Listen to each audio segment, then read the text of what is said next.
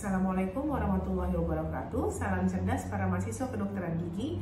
Dalam video kali ini kita akan membahas tentang teknik pencabutan gigi komplikasi dengan metode terbuka dan teknik odontektomi. Pencabutan gigi menggunakan metode terbuka atau open method adalah metode pencabutan gigi ketika memerlukan akses besar karena pencabutan dengan metode tertutup tidak dapat dilakukan. Pencabutan gigi menggunakan metode terbuka dapat dilakukan tanpa membuat flap, tetapi pada kasus yang telah tertutup oleh jaringan mukosa, diperlukan pembuatan flap mukosa. Prinsip dan parameter desain flap. Yang pertama, dasar flap harus lebih lebar dari margin gingiva bebas. Jika dasar flap terlalu sempit, suplai darah mungkin tidak memadai sehingga menyebabkan nekrosis. Yang kedua, insisi flap harus berupa garis tunggal, tidak terputus-putus karena dapat mengakibatkan robeknya jaringan dan bekas luka yang berlebihan. Yang ketiga, menyediakan akses visual yang memadai dengan trauma seminimal mungkin pada jaringan lunak. Yang keempat, desain flap harus mencakup keseluruhan mukoperiosteum, meliputi mukosa, submukosa, dan periosteum. Yang kelima, insisi dan flap harus diposisikan di atas tulang.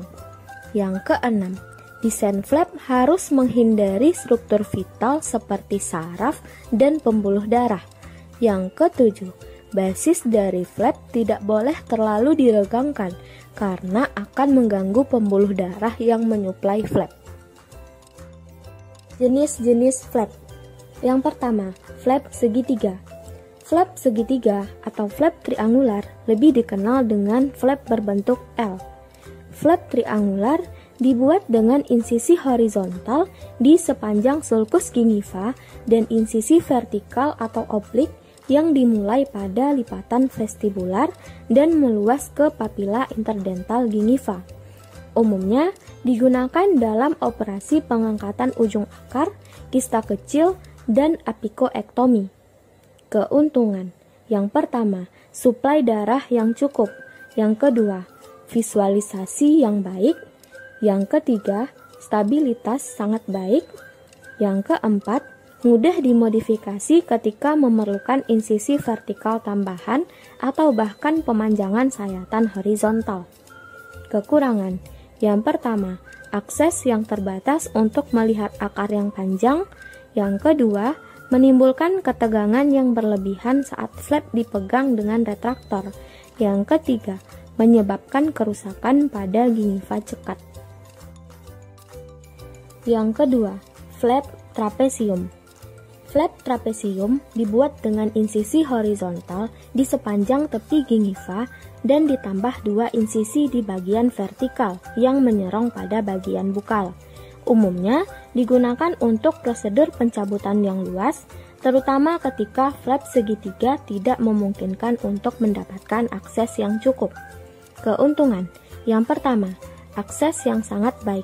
Yang kedua, memungkinkan untuk melakukan pencabutan 1 atau 2 gigi. Yang ketiga, penutupan flap kembali lebih mudah ke posisi awal jaringan, sehingga akan membantu penyembuhan yang cepat. Kekurangan. Dapat menyebabkan resesi gingiva. Yang ketiga, envelope flap. Flap envelope atau satu sisi dibuat dengan insisi single horizontal di sepanjang garis servikal gigi. Umumnya digunakan pada prosedur pembedahan yang melibatkan bagian servikal gigi sebelah bukal dan palatal dalam kasus pembuangan gigi impaksi, apikoektomi akar palatal molar. Keuntungan. Menghindari insisi vertikal dan mudah dalam pengembalian ke posisi semula. Kekurangan. Yang pertama, gambaran sulit terutama pada bagian palatal. Yang kedua, tegangan besar dengan risiko robek di akhir. Yang ketiga, pada apikoektomi terdapat keterbatasan visualisasi. Yang keempat, keterbatasan akses. Yang kelima, kemungkinan adanya cedera pada pembuluh darah dan saraf palatal. Yang keenam, kerusakan perlekatan gingiva. Yang keempat, flap semilunar. Flap semilunar merupakan hasil dari insisi yang melengkung. Flap semilunar dibuat dengan insisi dari lipatan vestibular yang membentuk seperti busur dengan bagian yang cembung mengarah ke gingiva cekat. Digunakan pada apikoektomi dan penghilangan kista berukuran kecil dan sisa ujung akar. Keuntungan: yang pertama, insisi yang kecil. Yang kedua, tidak menyebabkan resesi gingiva. Kekurangan: yang pertama, akses dan visualisasi yang terbatas. Yang kedua, kemungkinan insisi dilakukan tepat di atas lesi tulang akibat salah perhitungan. Jenis flap lainnya. Flap berbentuk X. Flap berbentuk X digunakan untuk pembedahan eksitasis yang besar. Flap berbentuk X memiliki desain dasar seperti flap berbentuk Y dan ditambah 2 insisi arah posterolateral. Flap berbentuk X memiliki akses yang lebih baik dan luas daripada flap berbentuk Y. Flap berbentuk Y. Flap berbentuk Y dibuat dengan insisi sepanjang midline palatum, ditambah 2 insisi anterolateral dan anterior pada caninus. Flap berbentuk Y diindikasikan untuk perawatan pembedahan eksitosis yang kecil pada palatum. Pedicle flap digunakan untuk penutupan hubungan oroantral dan untuk windowing. Pedicle flap terdiri dari flap bukal, flap palatal, dan pedicle bridge. Yang pertama, flap bukal. Flap bukal merupakan tipe flap trapesium yang dibuat di bukal sesuai dengan daerah yang ditutupi dan biasanya digunakan pada pasien edentulus. Yang kedua, flap palatal digunakan pada pasien edentulus sehingga kedalaman vestibular dapat dipertahankan. Yang ketiga, flap pedicle bridge. Flap pedicle bridge merupakan flap pada palato bukal dan tegak lurus terhadap alveolar ridge. Penjelasan lebih lengkap mengenai teknik pencabutan gigi komplikasi dengan metode terbuka dan teknik odontektomi dapat disimak dalam video berikut ini. Silahkan menyaksikan. Teknik pencabutan gigi akar tunggal dengan sisa akar gigi sejajar dengan tulang alveolar. Indikasi: yang pertama, sisa akar yang tidak bisa dipegang dengan tang atau dikeluarkan dengan elevator, khususnya yang berdekatan dengan sinus maksilaris. Yang kedua, adanya riwayat kesulitan atau kegagalan pencabutan gigi sebelumnya. Yang ketiga, gigi dengan restorasi luas, khususnya bila saluran akar telah dirawat atau pulpa telah non-vital. Yang keempat, gigi hipersementosis dan ankilosis. Yang kelima, gigi dilarestorasi atau geminasi. Yang keenam, gigi dengan gambaran radiografi bentuk akar yang rumit. Persiapan operator. Operator menggunakan APD level 3. Posisi operator. Untuk semua gigi rahang atas dan gigi posterior rahang bawah, dokter gigi berada di depan dan kanan pasien, dan di kiri untuk dokter gigi yang kidal. Untuk pencabutan gigi anterior rahang bawah, dokter gigi yang menggunakan tangan kanan berada di depan pasien atau di belakang pasien, dan di sebelah kanan pasien. Dokter gigi kidal berada di depan pasien atau di belakang pasien dan di sebelah kiri pasien, seperti pada gambar. Persiapan pasien. Yang pertama, lakukan asepsis ekstraoral dan intraoral pada pasien menggunakan povidon iodin. Yang kedua, pasien dipasangkan steril drapes. Posisi pasien. Pencabutan gigi rahang atas. Posisi rongga mulut pasien harus sama tingginya dengan bahu dokter gigi dan sudut antara kursi gigi dan lantai horizontal kira-kira 120 derajat. Pencabutan gigi rahang bawah. Kursi diposisikan lebih rendah sehingga sudut antara kursi dan horizontal sekitar 110 derajat. Persiapan alat dan bahan. Alat dan bahan: elevator periosteal, elevator lurus, forceps, crown pick atau elevator berat, bone file, wringer, silk braid 3.0 atau chromic 3.0, pinset chirurgis, needle holder, hemostat, gunting bedah, gunting jaringan lunak, syringe, hand scone, masker, dan headcap. salin steril.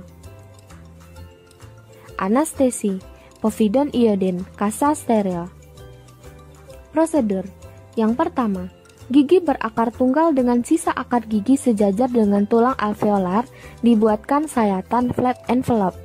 Yang kedua, apabila tidak diperlukan pengangkatan tulang, luksasi sisa akar menggunakan elevator lurus. Yang ketiga, sisa akar gigi dikeluarkan menggunakan tang radix. Yang keempat, apabila dilakukan pengangkatan tulang di area gigi, lebar tulang bukal yang dihilangkan pada dasarnya sama dengan lebar gigi pada arah mesiodistal. Tulang harus dihilangkan kira-kira setengah sampai 2/3 dari panjang akar gigi. Yang keenam, luksasi sisa akar gigi menggunakan elevator lurus dan sisa akar dikeluarkan menggunakan tang radix. Yang ketujuh, tepi tulang harus diperiksa. Jika tajam dapat dihaluskan dengan bone file. Yang kedelapan, lakukan irigasi secara menyeluruh dengan salin steril. Yang kesembilan, flap dikembalikan ke posisi semula dan dilakukan penjahitan dengan benang silk braid 3.0 atau chromik 3.0. Teknik pencabutan gigi akar tunggal dengan sisa akar gigi berada di sepertiga apikal. Prosedur. Yang pertama, gigi berakar tunggal dan sisa akar berada di bawah tepi tulang alveolar, dibuat sayatan berbentuk L atau flap triangular. Yang kedua, flap direfleksikan dan sebagian besar tulang bukal di sepanjang akar gigi dihilangkan menggunakan round bore sampai akar gigi terlihat. Yang ketiga, akar diluksasi menggunakan elevator lurus yang ditempatkan secara palatal pada sulcus gingiva jika melibatkan rahang atas. Akar dimobilisasi dengan gerakan rotasi dengan elevator dan memberikan sedikit tekanan ke arah bukal hingga akar gigi keluar. Yang keempat, dilakukan penghalusan tepi tulang alveolar yang tajam dengan menggunakan bone file. Yang kelima, dilakukan irigasi dengan larutan salin dan setelah reposisi flap, luka dijahit. Teknik pencabutan gigi berakar lebih dari satu dengan sisa akar gigi yang sejajar dengan tulang alveolar. Indikasi 1. Morfologi akar gigi yang tidak normal. 2. Kesulitan akses alat forceps untuk menjangkau gigi yang akan dilakukan pencabutan. 3. Gigi dengan akar yang mengalami dilaserasi, hipersementosis, dan ankilosis. 4. Ujung akar gigi patah yang tertinggal di tulang alveolar. 5. Gigi dengan akar lebih dari satu yang mengalami impaksi. 6. Fraktur akar pada proses pencabutan dan tidak dapat dikeluarkan menggunakan metode tertutup. 7. Gigi yang menyatu dengan gigi lainnya. 8. Gigi dengan riwayat pasca pencabutan saluran akar sehingga gigi rapuh. 9. Gigi yang berdekatan dengan struktur vital. Persiapan alat dan bahan dan prosedur.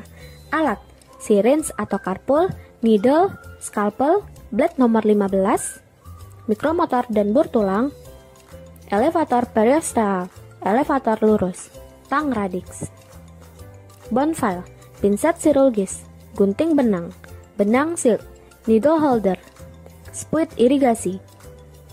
Bahan: anestesi, povidone iodin, larutan salin, kasa steril. Prosedur. Yang pertama, pembuatan flap. Pada gigi yang berakar lebih dari satu, dengan sisa akar sejajar dengan tulang alveolar, dibuat envelope flap. Yang kedua, pembuangan tulang untuk mendapatkan akses ke akar yang ditutupi jaringan.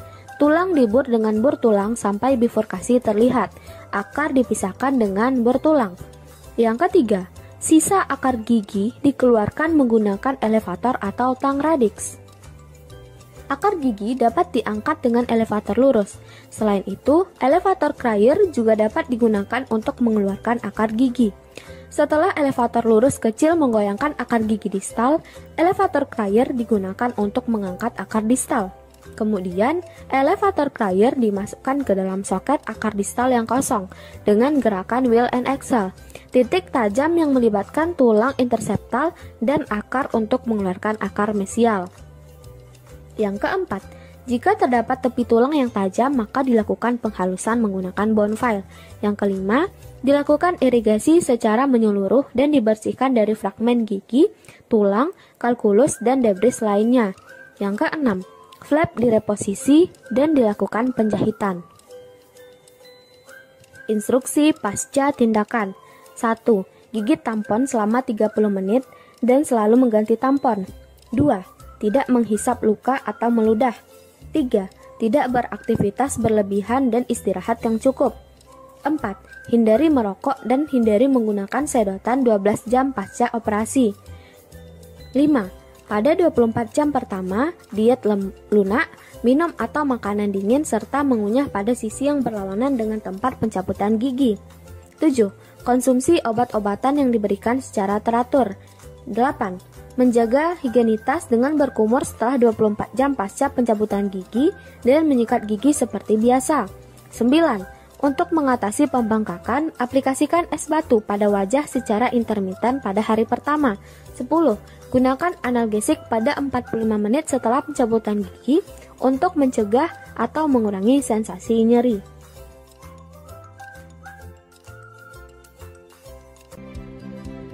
Teknik pencabutan gigi berakar lebih dari satu dengan sisa akar gigi berada di sepertiga apikal. Prosedur. Yang pertama, gigi berakar lebih dari satu dengan sisa akar berada di bawah tepi tulang alveolar, dibuatkan insisi flap triangular. Yang kedua, flap direfleksikan dan sebagian besar tulang bukal di sepanjang akar gigi dihilangkan menggunakan round bore sampai akar gigi terlihat. Yang ketiga, pengangkatan tulang intraradikular dan luksasi sisa akar menggunakan elevator. Ada berbagai cara dan alat yang dapat digunakan untuk mengeluarkan sisa akar gigi di ujung apikal, antara lain pisau rimmer atau alat endodontik, prier kecil, elevator bengkok, dan eskavator. Sisa akar juga dapat dikeluarkan menggunakan file endodontik. Setelah file endodontik memasuki saluran akar, ujung akar ditarik ke atas dengan tangan atau dengan needle holder.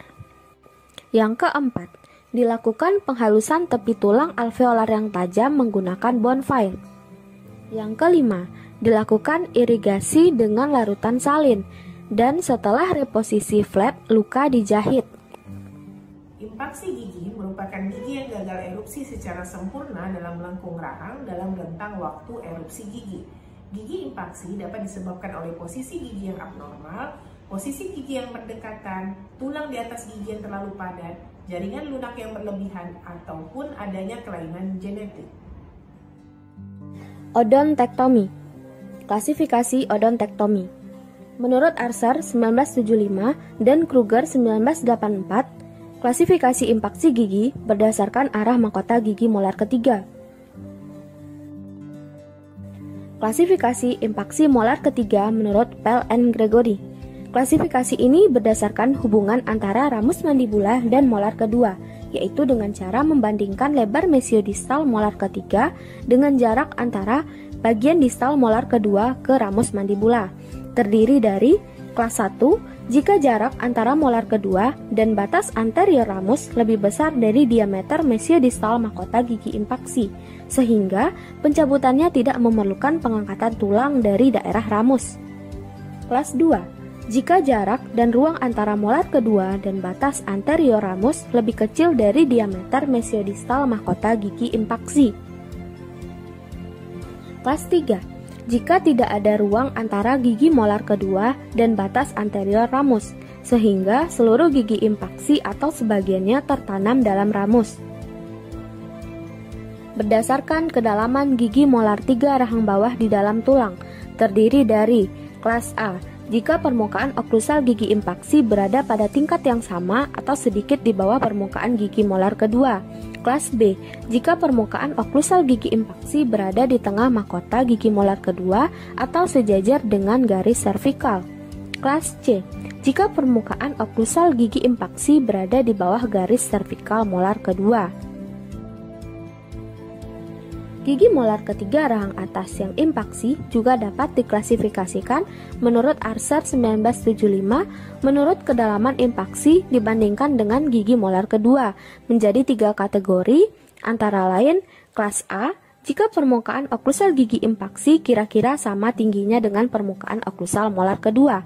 Kelas B, jika permukaan oklusal gigi impaksi berada di tengah mahkota gigi molar kedua yang berdekatan. Kelas C. Jika permukaan oklusal mahkota gigi impaksi berada di bawah garis servikal molar yang berdekatan atau bahkan lebih dalam, berdekatan atau bahkan di atas akarnya. Indikasi dan kontraindikasi.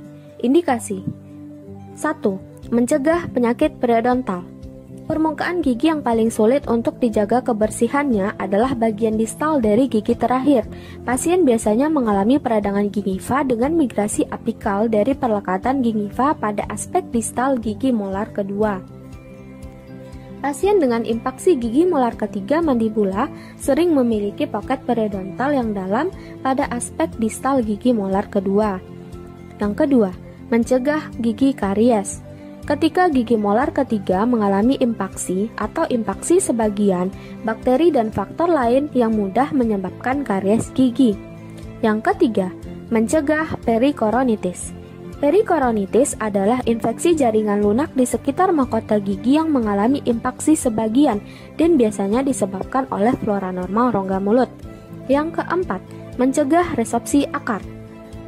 Terkadang gigi impaksi menyebabkan tekanan pada akar gigi yang berdekatan sehingga mengakibatkan resorpsi akar eksternal. Yang kelima, terdapatnya keluhan rasa sakit. Yang keenam, mencegah kista odontogenik dan tumor. Yang ketujuh, keperluan terapi ortodontik. Yang kedelapan, mencegah fraktur rahang. Gigi molar ketiga yang impaksi pada mandibula menempati ruang yang biasanya diisi dengan tulang. Hal ini melemahkan mandibula dan membuat rahang lebih rentan terhadap fraktur pada tempat gigi impaksi. Kontraindikasi 1. Usia pasien. Kontraindikasi paling umum untuk pencabutan gigi impaksi adalah usia lanjut. Seiring bertambahnya usia pasien, tulang menjadi sangat terkalsifikasi. 2. Kompromis medis seperti penyakit jantung, gangguan pernapasan, ataupun penyakit lainnya. 3. Kemungkinan kerusakan berlebihan pada struktur berdekatan dengan gigi impaksi yang akan dilakukan pencabutan. Siapan alat dan bahan. Alat odontektomi, syringe atau karpul, needle, scalpel, blade nomor 15, elevator lurus, mikromotor dan bor tulang, spuit irigasi, tang molar 3, rasparatorium, bone file, pinset, gunting benang, benang silk, needle holder. Bahan odontektomi, anestesi, povidone iodine, larutan salin, kasa steril. Prosedur ekstraksi impaksi gigi molar kelas 2A vertikal. Gambaran radiografi impaksi gigi molar kelas 2A vertikal. Gambaran klinis impaksi gigi molar kelas 2A vertikal. Prosedur. Prosedur ekstraksi impaksi gigi molar kelas 2A vertikal sama dengan prosedur ekstraksi impaksi pada gigi molar kelas 2A mesioangular. Yang membedakan hanyalah arah ungkitan bane atau elevator lurus untuk mengeluarkan gigi dilakukan ke arah vertikal pada kelas 2A vertikal. Tingkat kesulitan pengambilan gigi yang impaksi tergantung dari kedalaman gigi yang impaksi, kepadatan tulang, dan variasi bentuk akar gigi yang impaksi karena berisiko untuk fraktur di ujung apikal akar gigi. Adapun prosedurnya antara lain, yang pertama, desain dan insisi flap triangular. Insisi dengan blade nomor 15 dimulai dari anterior ramus atau external oblique ridge meluas sampai distal molar kedua. Kemudian insisi vertikal dibuat miring ke arah bawah, berakhir di bagian lipatan vestibular. Yang kedua, refleksikan flap menggunakan rasparatorium, dimulai dari papila interdental mesial molar ketiga dan berlanjut ke posterior sampai batas anterior ramus serta ke arah bukal dan inferior. Lalu flap ditarik dengan retraktor. Yang ketiga, lakukan pembuangan tulang menggunakan bor tulang pada bagian distal dan bukal mahkota gigi yang menghambat akses sehingga seluruh mahkota gigi impaksi terekspos. Yang keempat, elevasi dan ekstraksi gigi. Pengungkitan dilakukan menggunakan elevator lurus ke arah vertikal. Yang kelima, pembersihan soket. Bersihkan soket bekas pencabutan dari debris, sisa gigi, dan tulang yang tertinggal pada soket. Tulang dihaluskan menggunakan bonfile, kemudian dilakukan irigasi menggunakan larutan salin atau NaCl fisiologis. Yang keenam, penjahitan flap. Dilakukan dengan dua penjahitan, yaitu jahitan pertama pada ujung mesial melewati soket dan jahitan kedua dilakukan dekat insisi pada bagian distal. Yang ketujuh, follow up. 1 minggu kemudian dilakukan kunjungan berikutnya untuk melihat bagaimana bekas luka dan jahitan. Prosedur ekstraksi impaksi gigi molar kelas 2A mesioangular. Gambaran radiografi impaksi gigi molar kelas 2A mesioangular. Gambaran klinis impaksi gigi molar kelas 2A mesioangular. Prosedur. Yang pertama, desain dan insisi flap triangular. Insisi dengan blade nomor 15 dimulai dari anterior ramus atau external oblique ridge meluas sampai ke distal molar kedua, kemudian insisi vertikal dibuat miring ke arah bawah, berakhir di bagian lipatan vestibular. Yang kedua, refleksikan flap menggunakan respiratorium, dimulai dari papila interdental mesial molar ketiga, dan berlanjut ke posterior sampai batas anterior ramus, serta ke arah bukal dan inferior, lalu flap ditarik dengan retraktor. Yang ketiga, lakukan pembuangan tulang. Menggunakan bur tulang pada bagian distal dan bukal mahkota gigi yang menghambat akses sehingga seluruh mahkota gigi impaksi terekspos. Yang keempat, elevasi dan ekstraksi gigi. Pengungkitan dilakukan menggunakan elevator lurus pada sisi mesial sambil melakukan ungkitan memutar ke arah distal. Yang kelima, pembersihan soket. Bersihkan soket bekas pencabutan dari debris, sisa gigi, dan tulang yang tertinggal pada soket.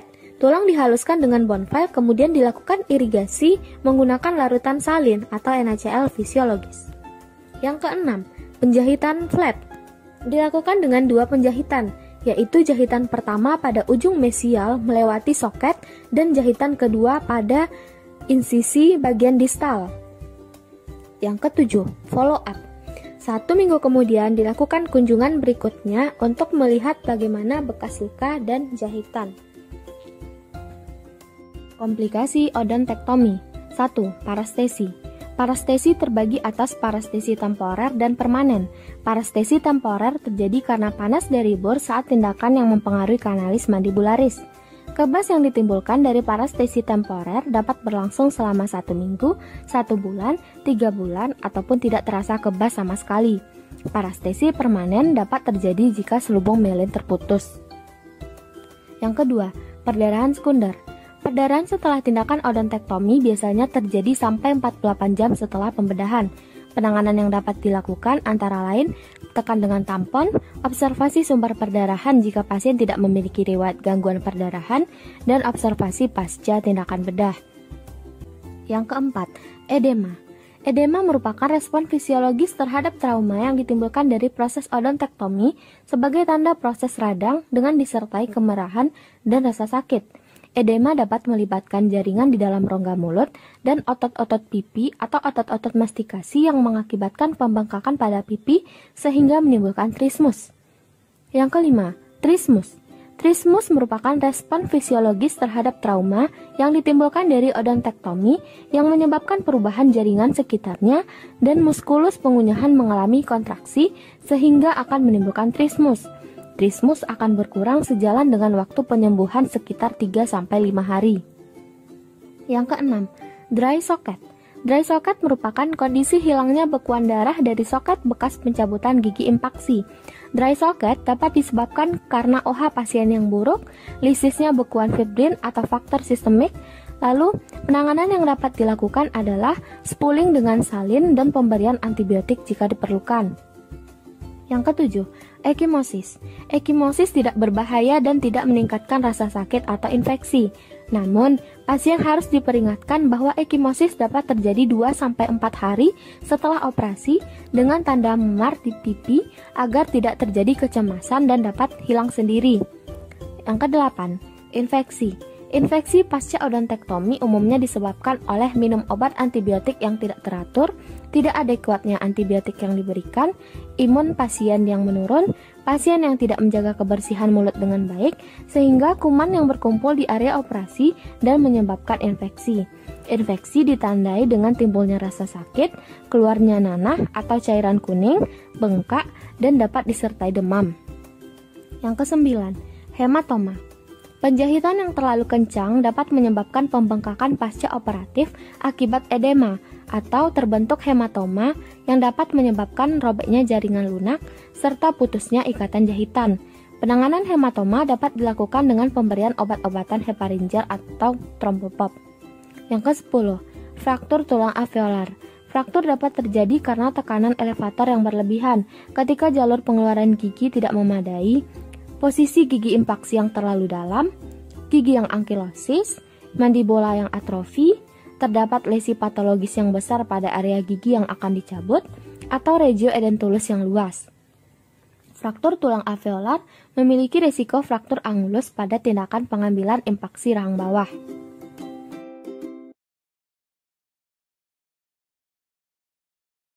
Demikianlah video mengenai teknik pencabutan gigi komplikasi dengan metode terbuka dan odontektomi. Semoga informasi dan ilmu yang terdapat dalam video ini dapat bermanfaat bagi kita semua. Terima kasih. Wassalamualaikum warahmatullahi wabarakatuh.